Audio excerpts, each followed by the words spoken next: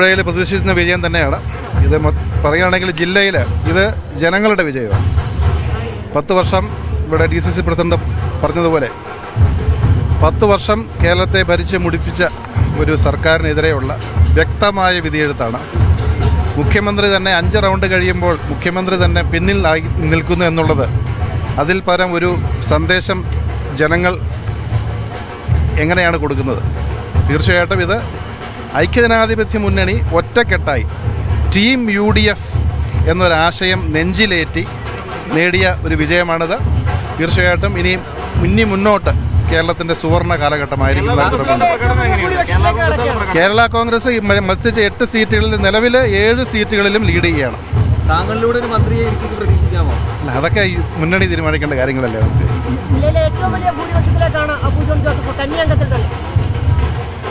അത് തൊടുപുഴയിലെ UDF പ്രവർത്തകരുടെ വിജയമാണ്.